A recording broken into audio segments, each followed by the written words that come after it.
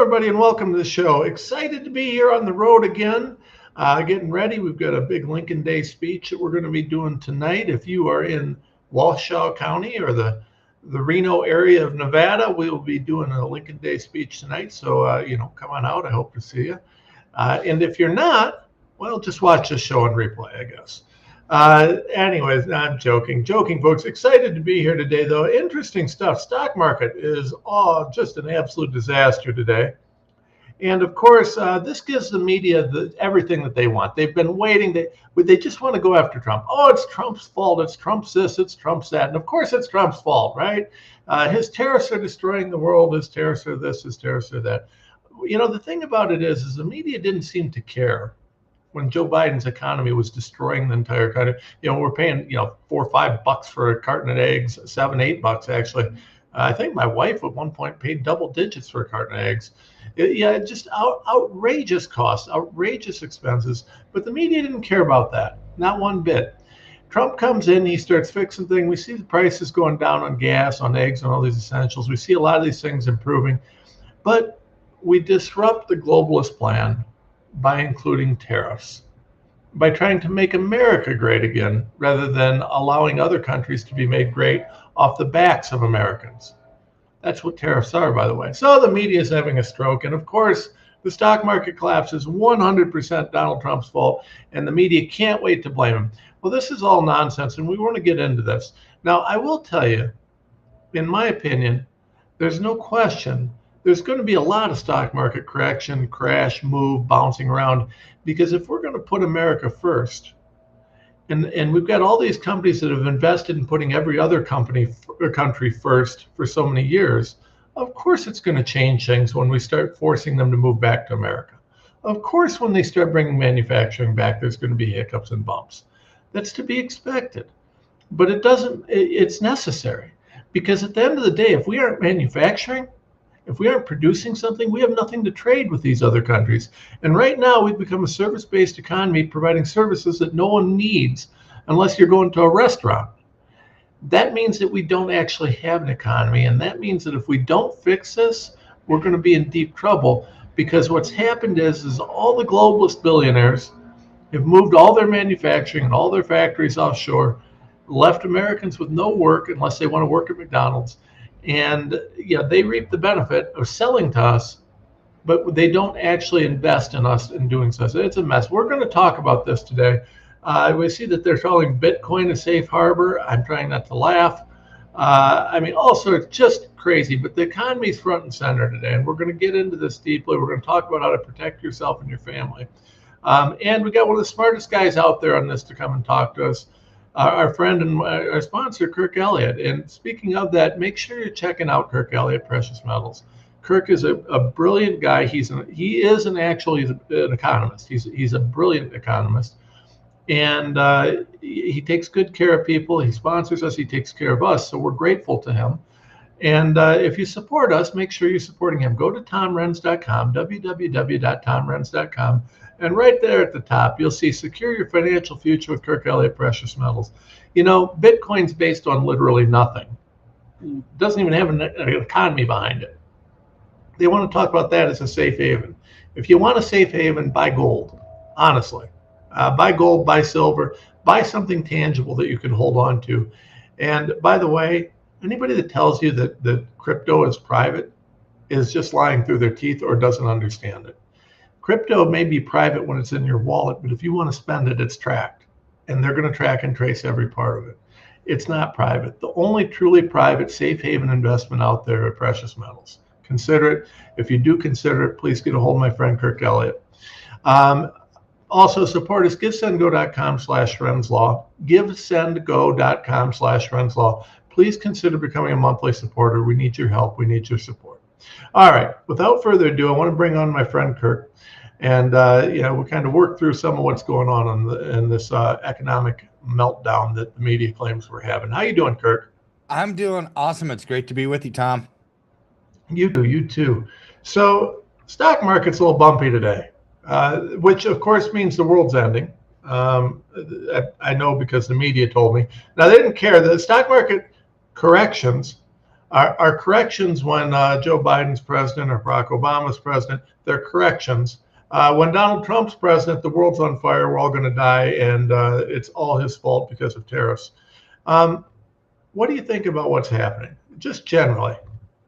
Well, so for a month here, when Trump really started pushing the tariff agenda in the sense of this is how we're going to make America great again, make America wealthy again, go back to the vision of the founding fathers, turn central banking as we know it upside down. And it's like this paradigm shifting moment, right? Well, Yeah, when you change something like in America, I mean, central banking has been around for centuries, starting in Europe, right? But in America since 1913 with the Federal Reserve Act, right? So everybody who's pretty much alive today only knows fiat-based money creation by the Federal Reserve because they took the power of creating money away from Congress, right? It's yeah, just good grief.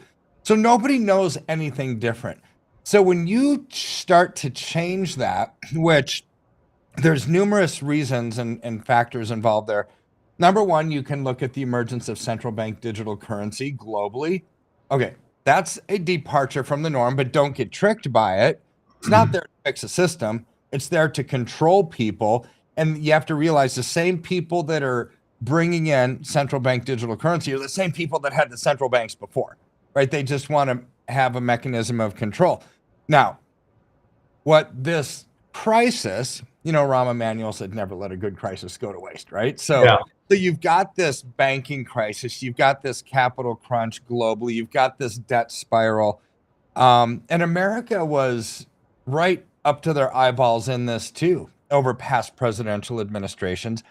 Biden accelerated it a lot because he truly spent like a drunken sailor. yeah.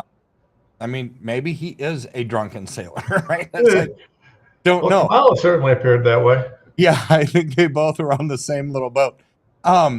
So what we had during this, and this is a long little story to your simple question, but during the Biden administration, you had declining wages, increasing unemployment, coming off of COVID, where stores were shut down, travel restrictions, mask mandates, all this garbage that you have covered so well over the years. I mean, good grief.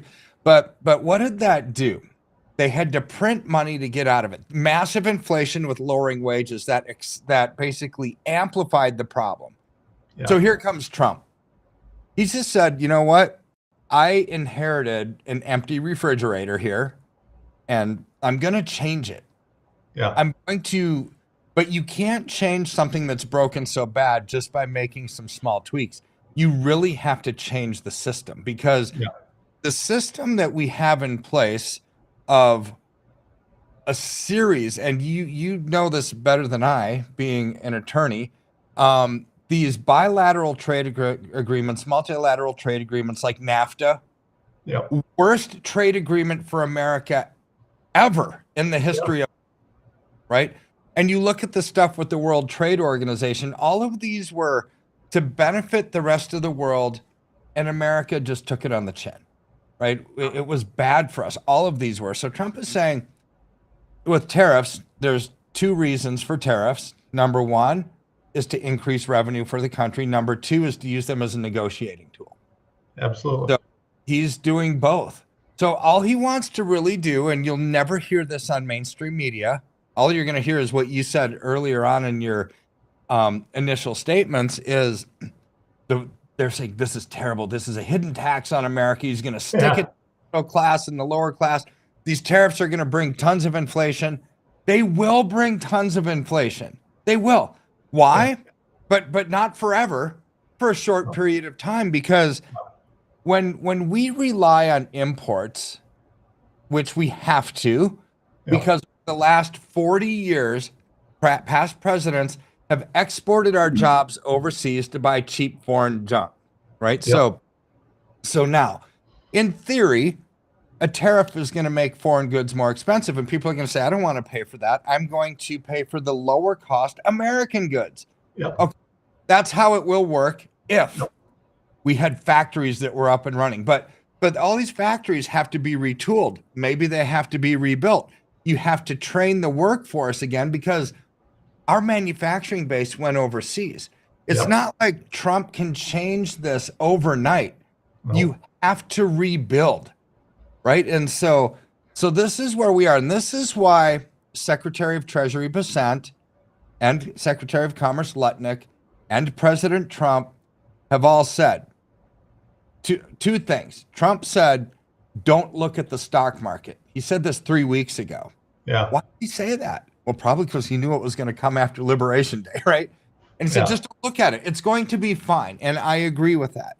And then you've got all three of those gentlemen I just mentioned saying this is going to be Trump's economy in 6 months, which would put us in the fourth quarter. Why not right now?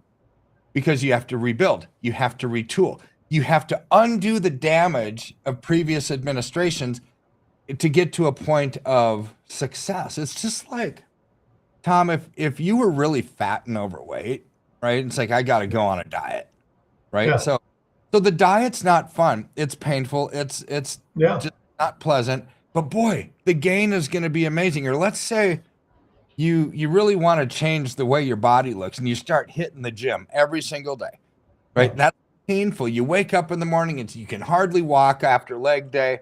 But boy, 6 months down the road, man, look at me. Yep. I've made a huge difference. Same thing with the economy. We have to go through pain to get to gain. But the gain that we're going to see through these tariffs is more of a permanent structural change. Yeah. Going to change the way that the world thinks about commerce, and it's going to put America back on top. So here's my thoughts about Liberation Day. Yeah. There was so much hoopla about it and buildup and excitement. And Trump started speaking. It's like, oh man, is this a nothing burger? It's like I've heard of this stuff before, right? And then came the kind tariffs, right? Which is Trump's response to, we're not going to do reciprocal 1-to-1. Like if China has 70% tariffs on American goods, we're going to reply back with 70%. He did half. So why did he do the half tariff thing? I thought that was brilliant. I love that. So did I. I mean, at first I thought, wait, that's not enough. But the more I started thinking about it, and this was pretty rapid thinking, like within a minute, I realized how brilliant this was. You have a minimum of 10% across the board on all imports coming into America.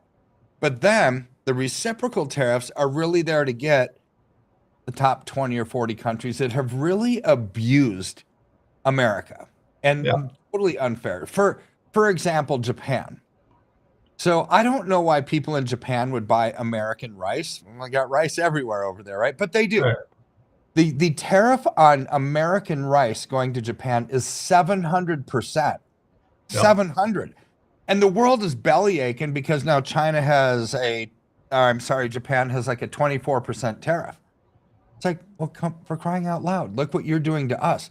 Trump's tariff is kind. It is fine. No. But here's why this is brilliant. Any tariffs on all of his goods, and it's truly across the board, is going to generate more revenue for America. It's actually going to hurt these other countries, which is why some are going to do retaliatory tariffs, back on us, like China. China's not going to go down. They're not going to lie down on this. No, they're not going to on this at all. They can't. Yeah, and they already did retaliate. They're saying 34% tariff on all American goods going into China. So if I were Trump, I'd say big whoop. Yeah. Like the balance of trade is so far off. All Americans we win this every time. Yeah, every single time. I mean, how many Chinese people actually buy American goods? Probably very few. How many Americans buy Chinese goods? Like all of us? Literally. Well, let's unpack that real quick because I don't want people to misunderstand the importance of this, right? So they talk about this as a tax on Americans because we're bringing in, but you got to remember something. No matter what happens, we win on this, and we win because the trade deficit is so lopsided, right? So China sells us billions and billions and billions of dollars worth of goods. We sell them a tiny fraction of it. So if they raise tariffs on us, it isn't going to hurt anywhere near as much as it's going to hurt them if we raise tariffs on them. We've put ourselves in this weakened position. We don't have to be in this weakened position. So when we start raising tariffs, understand that this is like Canada. Canada's belly aching and they say, oh, we're going to charge you tariffs. You sell it, you don't, I mean, so what? You sell what? You sell so much more to us than we could ever sell to you. It doesn't mean anything. So, at the end of the day, these guys are all making money off of our backs with these huge trade deficits. And we aren't even charging them for it. We're playing on this very unlevel playing field. So all these tariffs are doing is just, they don't have it. There's literally nothing these guys can do other than lose even more money by quit selling to us. The whole thing's brilliant. Yeah, it is. So when you look at what the half tariffs bring to the table, it brings two things. Number one, revenue, maybe not as much as some people would have wanted, but Trump knows we have to rebuild our factories here first, or else Americans are just going to have to pay really high prices on the imports coming in. So this is part of the kindness of it, is for the American consumer. Right? It's like, but then I was listening to an interview with Bill Ackman of Pershing Square, and one big, massive investment firm, right? And he said, hey, foreign leaders, if you're smart, you're going to get on the phone and call President Trump right away and negotiate something. Why? Because Trump is going to respond to the art of negotiation, right? He's going to, and these countries that want to sell to their goods to America are going to probably capitulate. Yeah. Right. They can I just saw, did you see Vietnam has proposed a zero tariff, to try and get an agreement with us. That's zero. I mean, that's exactly what Trump wanted. Well, it's exactly because right now they have massive tariffs, right? Their tariffs are 92% average on American goods, which is why our tariff back to them was 46%. No. Well, Vietnam's probably their two largest trading partners would be America and China, would be my guess, right? So they don't want to lose that base. So here's where Trump, he wants to be a kind of a phase in probably for the American public, because now, once we rebuild our factories, who cares? Slap tariffs on these other countries at 200% if you really want to. Yeah. But what is this going to do? It brings negotiation power to the table. So China already retaliated, 34% tariff on American goods, not big whoop. So if I were Trump, I'd say, all right, you just put a 34% tariff on us. We're just going to raise the tariff even more on you. Yep. We're now up to 17. And then they're going to do it again. And this becomes a trade war until somebody gives, right? Yeah. Somebody taps out. And that's going to be China that taps out, because they have no choice. Much more important for them to sell to us than it is for us to export to them, because they don't take much of our stuff. We don't export anything. Yeah. This is where Trump is absolutely brilliant, right? Yeah. Absolutely brilliant in all of this. Now, some tariffs are even more brilliant, because what's the goal of all this? The goal is to make America great again, make America wealthy again, make America healthy again, right? And you do that, the first two, by bringing jobs back to America. So across the board, not any of these reciprocal tariffs. He said all automotive imports, including parts, 25% tariff if it's not manufactured in America. So that would be, imagine some of these really expensive cars from Europe, like Mercedes and BMW and Audi and Porsche, and then stuff from Japan like Toyota, or Korea when you've got Hyundai and Kia and whatever else, right? Yeah. So all 25% more expensive. Now, what about Ford and GM? They're American car companies. Here's where they could have tariffs on Fords and GMs too. The country of origin doesn't matter. The country of manufacture does. So Ford and GM, because it was cheaper to manufacture in Mexico, put plants down there. That's jobs in America that aren't being created. And this is what Trump wants. So even American cars could have a tariff on them. And so what people are going to do is they're going to say, we don't want these tariffs. Let's start manufacturing in America. Now, case in point, Taiwan Semiconductor, largest chip manufacturer in the world, like by far largest. So they made a big deal about this about a month ago. They came, talked to Trump, and decided we're going to build a $500 billion with a B dollar manufacturing plant in Arizona to avoid the tariff. So what is this Taiwan Semiconductor going to hire? Who are they going to hire? Are they going to hire a bunch of Taiwanese people? No, they're going to hire Arizonans, right? Or anybody move there. And so this is where, wow, not even an American company, but we're getting the jobs from it. Yep. This is what's going to make America great. This is why Trump's policies are so absolutely brilliant. Now, well, but one, I want to interject, because you said something there that led me to this, and I hadn't really thought about this. But there is another thing about this. The country of manufacturing versus the country of origin. The way this is structured, it's about creating jobs for the middle class. But here's the thing: there's two things that make this real tough. And you've hit it on the head, because you talked about the negotiating power. See, since Trump did a half tariff, a half reciprocal, he's got room to go up or down, and we still are, and still we're winning, right? Because if we get to 100% tariff, well, the problem is that there's not a whole lot of negotiating room there for Trump, right? So if China wants to get into a trade war, well, they're still in a situation where they're winning. They're just not winning as big, because half of the money that they're making selling to us now is coming back. So right now, with the way Trump's got this, China's still winning in some ways. They're just not winning as big. So that's going to force a lot. And when they start losing, it's going to force a lot of stuff back onshore. But here's the catch. Here's the most brilliant catch on this. And I didn't think of this till you were talking. The owners of the company, the rich, influential guys at the top of the food chain that actually have influence over the CCP, over Taiwan, the government leadership, the globalist billionaire class. Well, guess what? They don't want to shut this down. They don't want to fight this too much, because at the end of the day, they're still going to make the money off the manufacturing jobs based here, because they still own the company. He's not requiring that the company be owned in America or be controlled by an American. He's requiring that the workers be employed here. So that allows us to build a middle class without pulling the money away from the ultra rich. So the ultra rich aren't going to want to fight this in the same way that the politicians will. It's a really kind of a brilliant rebalance of power action.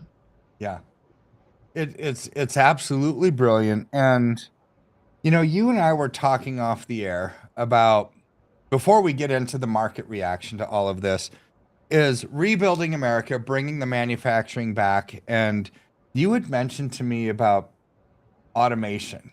Yeah, I think it's the big wild card. It is a huge one. And when you were telling me that, I mean, I'd love to hear your thoughts on it, but I remember the port strikes.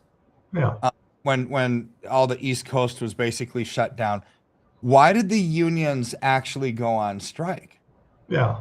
Wasn't just because they wanted more money. Yes, they wanted more money, but the big one was they wanted these port bosses to say, we are not going to have automation. We want you to continually have, moving forward, workers, hands on these cargo containers, where almost every port in the world, like literally every port in China, biggest shipper on the planet, they're all automated. Yeah. It's robots carrying these things around, right? So they don't want that, because the unions are so powerful, and the longshoreman union, that they know what's kind of coming, and so they're trying to preemptively do this. Now, this is going to be hard moving forward. I remember something that Elon Musk said maybe 9 or 10 months ago, was this move towards AI. Yep. America's not ready for it. No, we're not. Helped create it, right? He helped create ChatGPT, Elon Musk did. But here's where now he's scared of it, because it will change society. How will this society? It's like, imagine if computers are making decisions because we've reached singularity Yep. and computers are smarter than humans and they can do things quicker and they start to think on their own and they're super intelligent. Yep. I mean, we're basically there, and takes every, I can't remember the years, Tom, every 4 to 7 years, this computer processing technology doubles, and we're now Yep. on, I think, generation 3 of like artificial intelligence and chat GPT. Well, what if, I mean, let's look at law, because that's what you are. Now, how cool would it be to have a computer that could do all the case study, go all the way back, look at every single case that's ever been written, and actually craft some kind of an argument? Now, they can never be real good litigators, but they could do all the research, right? Well, they're going to replace a lot of lawyers. I mean, Yeah. the AI system is already there, and I'll tell you, as a lawyer, the AI is already there. Most lawyers are using AI now. For case research and certain drafting and certain this, certain that, and you don't really have a choice. If you don't, you really can't keep up. And it's an incredible tool. But the problem here's the threat, and not to get too far askew with this, there's a tremendous threat. So I identified actually as I was going through, because I look into this stuff. So the AI system that a ton of lawyers use. There's a couple of systems that they use that are kind of like leading the charge, right? Both of those systems fail to actually have access to all law. Now, whoever controls what law that these systems are looking at controls the law entirely, right? So we found some loopholes, some errors, some issues, and some bias built into these AI systems, which could fundamentally change our legal system in a profound way. And it's very easy to see that happening. So the threat is not just the automation taking over. The threat is who's controlling the automation and the thinking, and whether they're going to use it for their own purposes or nefarious purposes. We've really got to get some. I agree with you, and I don't want to get too far askew from the economic realities of this. But at the end of the day, if we don't have some legislation governing how AI is structured and concerned, and make sure that it's truly independent and based on science, facts, and realities with a comprehensive view of everything, the AI will be the most powerful tool of manipulation and control in history. It will enslave humanity. I mean, they'll essentially be able to enslave us because they can make any legal argument they want, and it's nearly incontrovertible if you can't find the cases that are buried that they've kind of excluded from the world. I mean, that's crazy. And even things that don't have to look at case law, accountants. I can't envision a world 5 years from now where accountants even exist anymore, because that's an easy, it's just math. No. And so here's the problem that Elon Musk was going after, and it's purely economic. So American companies are going to love AI because it's going to save their costs, right? It's like, I don't have to hire a person. I'm not going to have HR lawsuits. I'm not going to have discrimination lawsuits. I don't have to even pay them a salary. I don't have to provide benefits. This is going to be really cool. So what happens here is twofold. Number one, all of these people that got laid off, replaced by computers, what do? Well, they're going to have to go to the government for some kind of assistance, welfare payments, whatever, right? Because that's what happens when you lose your job and you can't find another one. And there's going to be so many jobs that are lost that there's going to be a huge push towards government funding of helping people. Number two, the government isn't going to have enough money because they get money from people paying income taxes. Computers don't make money. There is no income taxes from them. Computers aren't going to walk away from the office at 5 o'clock and go to Best Buy and buy some new AirPods, right? They don't spend money. So now the sales tax revenues are going to come down. This is the pickle of what they thought was really good is going to be economically devastating. So I think whether it was intentional or an unintended benefit, Trump bringing in tariffs offsets a lot of that. Because also, when you slash government spending, what Doge is doing, and what did Howard Lutnick say a week or two ago? He was on this interview and he said, you know what? These tariffs are going to be really good. But when you couple that with what Besant and Elon Musk and I are doing on creating a sovereign wealth fund and hopefully getting rid of taxes. That's almost an exact quote.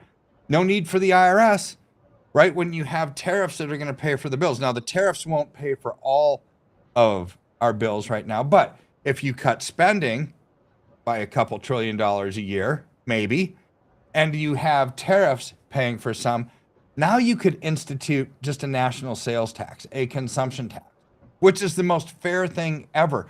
Because if you spend money, you could spend like a drunken sailor if you're really, really wealthy, and you're going to pay a higher tax. If you don't spend much because you don't have very much, well, then you're not paying much, right? So it's you add all these three together.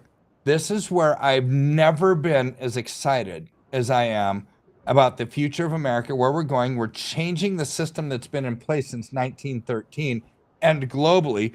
But in the meantime, oh my goodness, Tom, I've had so many calls coming into our office, not from my clients. My clients are very well trained because we take the time to educate them. Yeah. But new people, Kirk, what do we do? The stock market's collapsing. Everything's falling apart. Trump is putting this hidden tax on America, and it's awful. And they're listening to mainstream media, right? And so it's like, okay. Even Trump said, don't look at the stock market. They said it's not going to be our economy for 6 months.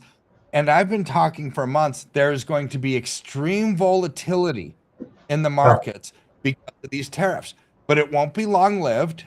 Now, the stock market might be long-lived because the stock market, even the Dow Jones Industrial Average, S&P 500, most is American exchange, right? But it's not just Americans who invest in stocks. It's a global thing. There's tons of international money coming into our stock market. As the world kind of goes into an inflationary recession, which America might have a short-term inflationary recession as well. Yeah. Because the price is going to go up. But this is where I don't care. Okay. So inflationary recession under Biden, the worst possible thing, because they're printing money after COVID. That creates inflation.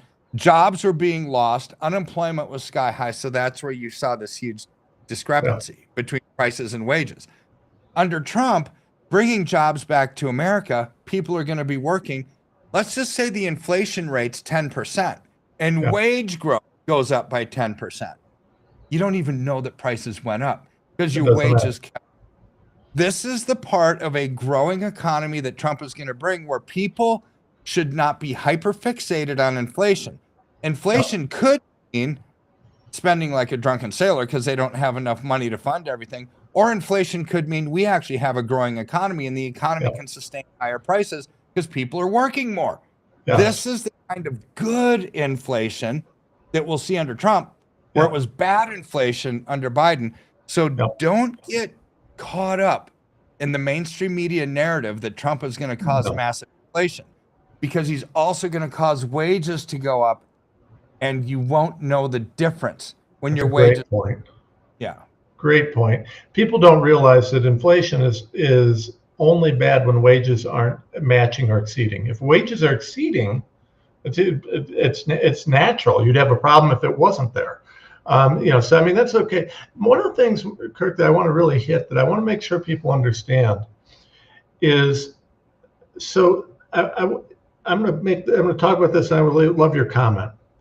So when we look at the reason that we're in this situation economically, America doesn't produce anything. We don't manufacture anything.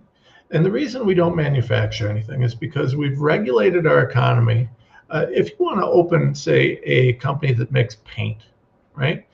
The number of EPA regulations that you have on the chemicals that go into the paint, the number of regulations that you have to protect people who are working on making the paint, the number of regulations that you have to employ anybody in any company, OSHA, benefits, costs, expenses, taxes, this, that. The cost is outrageous. And when you start throwing in highly regulated industries like making paint, for example, I just use that as a random example, but there's a lot of them. The cost of creating a product in this country is outrageously high. Yeah. Now you throw in on top of that the fact that wages in this country are always high. Now I'm not rumbling about wages. I want the workers to get paid. But when you combine the wages, the high wages of the union jobs and things like that, which I actually support union jobs. I support the idea of people getting a good paycheck because that drives our economy. But although I would like to see it done without corruption, the problem is that you can't, when you couple that with the regulatory burden and the cost of the regulatory burden, it's created a situation where it's actually cheaper to build a factory in a place like China, train people, teach them how to do the job, teach them what to do, because none of them knew how to do it before we started training them. And then take whatever good you're building in China and ship it all the way back to the US and then sell it.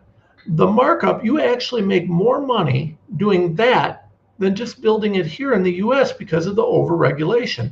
And Yeah. one of the things that's foundational that people don't understand is that we don't have manufacturing in this country because we have overregulated and created barriers to entry that are so monumental that we've driven business out of this country. Yeah. Trump is fixing that with this. He's saying, listen, if you want to go ahead and make it over there, that's fine. But now when you ship it over, not only are you going to pay the cost of shipping, you're also going to pay a tariff on it. That way, because if you want to screw the American worker by going to a place and hiring somebody for slave labor wages, and where you can pollute the environment, destroy this, destroy that, and you don't have to follow any regulations. If you want to do that, that's fine, but we're going to make you pay to bring it over because we want a level playing field. And that's what's really happening here. What do you think about that? Well, it's all about the level playing field, in my opinion, because this is what America went from good to great, but we have to go from great to legacy, I would say. Yeah. You can't go up this ladder with the very uneven playing field. It's so unfair. And this is why the rest of but this is what the globalists want. This is what the World Economic Forum wants. This is what the IMF and the World Bank, the World Bank just is there to alleviate global poverty. Well, what's their way of doing it? It's not to increase revenue for these countries and build infrastructure. It's basically just redistribution. Yep. It's like take from the wealthy countries and give to the poor. It's like Robin Hood, right? It's not, hey, what industry? And an altruistic way. Yeah. What industries does this country have that they could really thrive in? What do they have a comparative or absolute advantage in and grow them that way? No, they would rather do it the easy way and just take from these other countries. This is what these horrible trade agreements have done to America, and shame on previous presidents who've just buckled and thought, I would rather be the president of the world than the president of the United States, because that's what their actions showed. Yep. I don't care what they say. Let's look at their actions. They speak much louder than words. Yep. And they have sold us a bill of goods, went down the river or up the river, whatever the saying is, without a paddle. And now Trump has to fix all of it. Trump is going to get blamed, guaranteed. In a world where there's no guarantees, this is my guarantee. He will get for the markets getting crushed. He will get blamed for raising prices on everything. But he's just fixing something that other presidents created. 100%. Yeah. 100%. And we have no choice, because here's the thing. We've continued to offshore our manufacturing. So we're at a point now where in this country, the reason these trade deficits exist is that we literally don't make anything. We aren't allowed to mine. We aren't allowed to produce natural resources because we're regulated again. Well, you can't have a mine. We got EPA regulations. You can't cut timber. We got EPA regulations. We produce nothing, including natural resources. Well, at some point, we can't just buy from other countries, because what are we going to buy with? When you buy something from another country, you have to give them something of value. The dollar was historically the thing that we gave them, but the thing is for the dollar to have value, it has to be based on something. We can't just say the dollar's worth something and that's what it's worth. Yeah. It used to be based on gold. They got rid of the gold standard, and they moved to the kind of this kind of hybrid thing where we controlled the oil in exchange for security. Well, that's gone now, and there are other world superpowers on security. So we really don't have much to trade for at this point. There isn't much that we can offer the world. So if we don't start making something, what happens is the world says, "Hey, why the hell do I want you're going to give me dollars for goods? Well, why? What do I want your dollars for? What's good's that going to do? What do I get out of that piece of paper that means nothing?" And that's the issue. The issue. We're now at a point where if we don't fix this, the American economy will collapse entirely. What Trump's going to do is going to cause some short-term bumps, but it's going to create long-term economic gains. When we start producing and making things and manufacturing again, well, guess what? We're doing something and we've got something to trade. Until that time, though, we're at risk of complete collapse. And so we have to do this quickly. We don't have another chance. And I think that I don't think we have an alternative, but to start bringing some manufacturing, some of these things back. Otherwise, we become the next Venezuela, where you see this, ludicrous inflation, or Zimbabwe, or, one of these countries where you start seeing, a bazillion percent inflation with no wage growth at all, or wage decline. That's where we're heading if we don't make these changes, and it's necessary. So, what do you think, Kirk? Well, it's 100% necessary. It's the only way, really. I think these tariffs are the only way to fix the problems that are facing America, because you can't make an adjustment to things when the thing is so incredibly broken, right? So here's where you look, though, at the number of calls that I've received over the last 2 days. People think Trump is breaking it more. No, he's not. He's not breaking it more. He's fixing it. It's the only way. Literally, I think the only way to make America great again moving forward is level the playing field, bring jobs back to America, start slashing expenses. Everything that he's doing is what needs to be done, right? So here's why, since you and I have talked on previous shows how, for example, gold and silver are a great investment during times of crisis, but yet they've come crashing down to earth since Liberation Day, right? 2 days ago. But you know what else did? Everything. Yeah. Everything came down. The stock market, crypto, gold and silver. Everything came down. And why? So there's a simple explanation for it.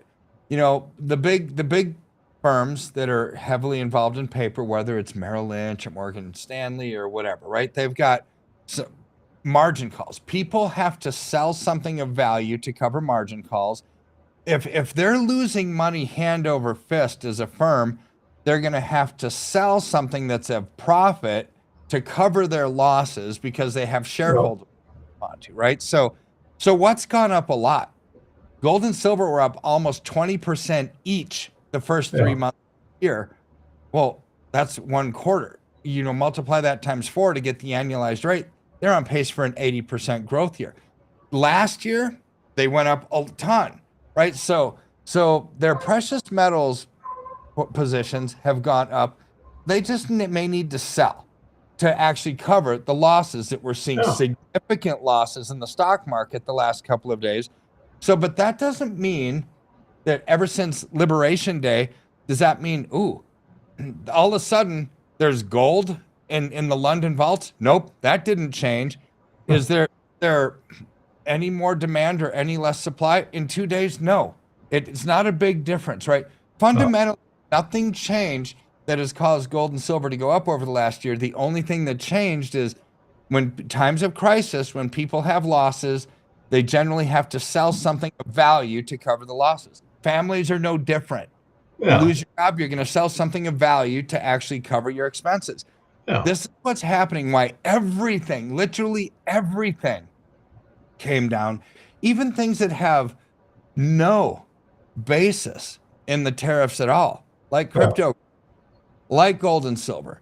The only thing that does are companies that sell things that are going to be tariff impacted, right? But so people have to sell stuff of value to cover losses. This is why I think everything came down. So since there was no fundamental change that caused it, use it as a buying opportunity. Don't get overpowered and gripped and paralyzed with fear when there's actually something really good that you could buy on a dip to actually move forward. I mean, that's how I see it. No, I agree with you 100%. I mean, listen, the reason, so if we turn to gold and silver specifically, this isn't complicated, right? You got something, you got people who need to have access to cash. They need liquidity.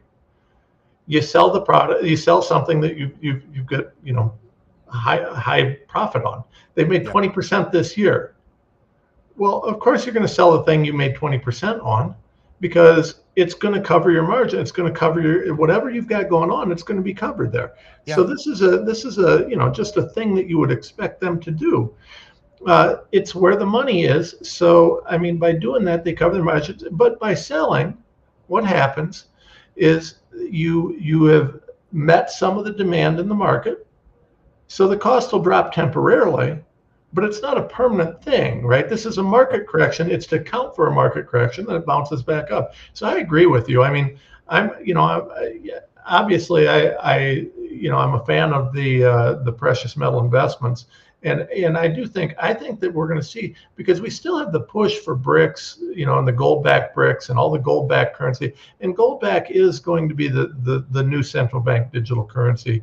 Ideally, we'll be able to get some privacy out of it, but I mean, that is where they're going, and there will be a digital currency, and it will be gold-backed, and it will be universally accepted, and they are going to try and control the central banks. There's no question about any of those things. But what that does is that does push the value of gold and silver and other metals way, way, way up. Yeah. And so, you look at the long-term investment game. To me, it makes total sense. I mean, my thoughts on it. My thoughts too. Exactly. Well, Kirk, I know that you've got to get out of here in a few minutes. Do you have any kind of closing thoughts before you got to leave us? Yeah, I mean, real quick bullet points. Expect more volatility. Don't be shocked when the markets continue to come down for a while. But as anything in life, make sure that you're listening to the right people. Mainstream media isn't going to steer you in the right direction. These market corrections are not Trump's fault. He's fixed a broken system, but these corrections are a natural byproduct of what he's doing in the short term. So I've never been more excited about the future of America. Don't be gripped, paralyzed with fear, right? Just take this opportunity to say, our goal as wise and prudent investors is to buy low and sell high, minimize risk, maximize return, right? Those little fun sayings, right? No. But that's where gold and silver come in. It's more than a fun saying. You can buy low and sell high because they're going to go much higher based on the geopolitical, political, economic underpinnings facing our global economy. And the best way to minimize risk, go into something that everybody is wanting, right? Yeah. People are getting out of stocks because they don't want them. That's why the price goes down. People are selling gold and silver, in my opinion, to cover their losses on paper, because fundamentally, we have low supply at COMEX. The depositories have little supply. Demand is through the roof. This is just a temporary thing. Take advantage of it so it doesn't take advantage of you. Yeah. Well, Kirk, I appreciate it. I'm honored to work with you. I appreciate what you do. I appreciate your support for us and for the show. And I hope people will support you. I think it's a very, very good decision right now. So thank you for all that you do. And I look forward to having you back real soon. Sounds good. We'll see you, Tom. Thanks, Kirk. Okay, everybody. That's Kirk. Literally one of the smartest guys I know in terms of the economy. I mean, just a brilliant guy. Definitely worth talking to if you're interested in gold or silver or just general advice. But one of the things that we didn't really get into as much that I really want to hit on right now is the automation wildcard. Now, we talked about that a little bit. But one of the things, if you look at what's happening, so Elon Musk has talked a lot about the AI, and he's got his robots coming out now. And I don't know if you guys have seen these robots, but these robots, literally, they're shaped like humans. They can move like humans. They essentially will eventually be able to do anything a human can do physically. They can move, they can walk, they can talk, they can communicate. And there's a lot of people that believe that they will in many ways be almost indistinguishable from people in terms of their capacity to do things. That's going to change the work paradigm in a lot of ways. One of the things that was always very useful for people is that really you couldn't automate certain things, right? You couldn't, because you needed a person who could, raise their arms, move here, move there, and do things that were kind of random and just whatever you need to do. Well, you couldn't do that because automated systems used to be, the robot moves from here to here and then there and then there, and that's now with AI and with these new systems that are built to be able to move like humans, that changes the paradigm. There's not really a job out there that a robot won't be able to take from a person. Maybe a pastor or a preacher, because a robot's not going to be of faith. Although they could be programmed to pretend that they understand faith. Maybe a lawyer, because justice is going to be viewed a little bit differently through humanity's eyes than through that of an AI system. But we're going to have to find ways to deal with that, because what does that mean in terms of the economy? And we can get into the ethics of all this, which are terrifying, to be honest.